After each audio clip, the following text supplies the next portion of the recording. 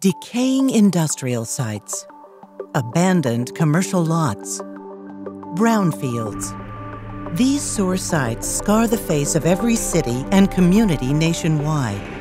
But through inventive partnerships and innovative action plans, these sites can be reinvented, redesigned, repurposed, and you guessed it, recycled.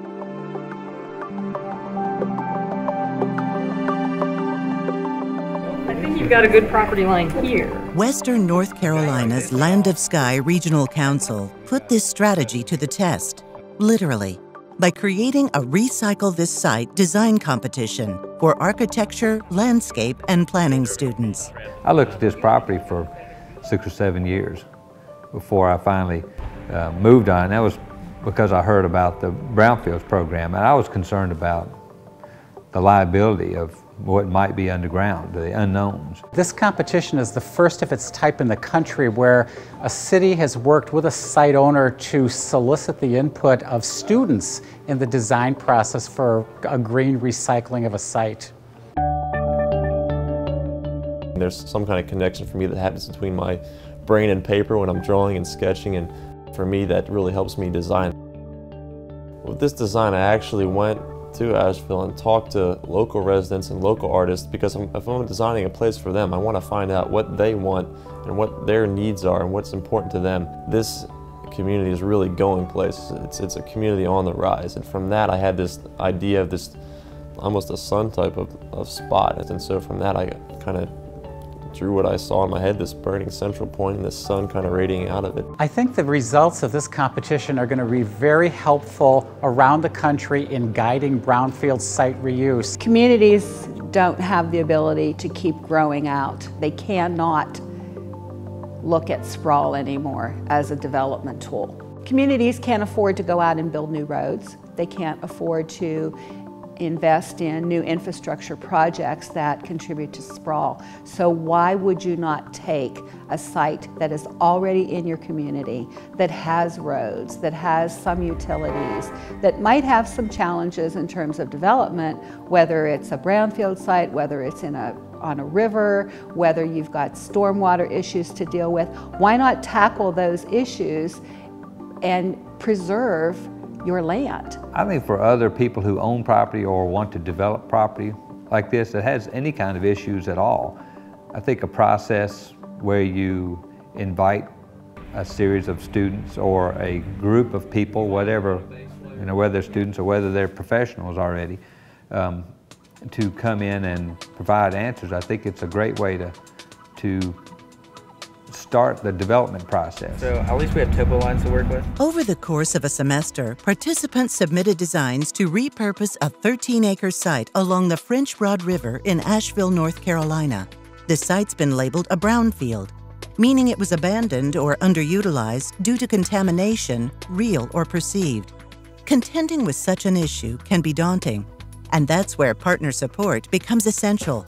Students overcame the project hardships and created truly viable designs thanks to the guidance and technical support of state and local government regulators, environmentalists, and green technology experts. Students were alerted to the fact that there was going to be a competition, and they were invited to come to a site visit where they toured the site, sort of picked up the parameters and got the specifics and the details and sort of the criteria that was to guide their design. We dealt with flood issues, we dealt with the environmental issues, we dealt with the fact that we've got a bunch of buildings on the site, we've got a river on one side of the property, we've got railroad tracks on the other. We've got a lot of things going on that aren't necessarily easy to deal with. I envisioned a central public space and layers of uses that removed visitors from the contaminated soil.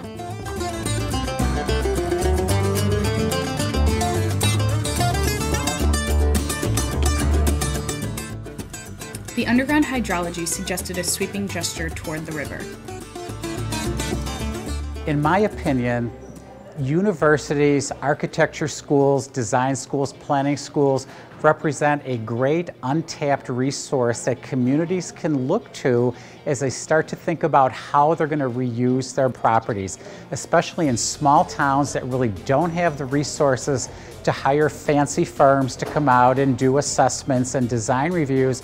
In the case of students, you've got people eager to put what they've just learned into practice, and they come up with some very, very good, credible designs. And then how they show that the parking would be on your lower level, so that would be what's below the 100-year flood line. Brownfields is all about partnerships, and I think what we're seeing here in the Land to Sky region is potentially a very potent, replicable, new type of partnership. The longer we worked on the project, the more people we brought in. We brought in the city, we brought in the state, we brought in the federal government, we brought in the colleges, we brought in obviously the developer. You can use the student competition model as a tool to address any number of land planning issues. So I'd rather see something dense downtown or here at the river or something like that than I would somebody scrape 100 acres on the side of a mountain for 50 houses. You could also consider alternative energy and low-impact building design. Solar, wind power, this could be a net zero series of buildings, that'd be great. Hold a competition in your own community, and you'll discover the power to not only transform the existing structural landscape, but the landscape of the community itself. Pulling all the partners together can take some time, but it's worth it. And anyone who owns a piece of property or any developer who's looking at a piece of property can utilize these same basic ideas. We've given you some ideas on what you need to do to bring people in to participate in this project, and I think you can do it. I think anybody can do this. We have this land, no one's using it. It's post-industrial, it had been used, and now we can recycle it and give it a new use. The site itself is an illustration of recycling. We're taking old, beat up property and we're reworking that and recycling that to be something nice and vibrant and wonderful for the community. I really want this design to be something unique and special for the community of Asheville that will inspire them to go out and create something unique to themselves that they can share with other people. And that's what I'm hoping this design will enable them to do.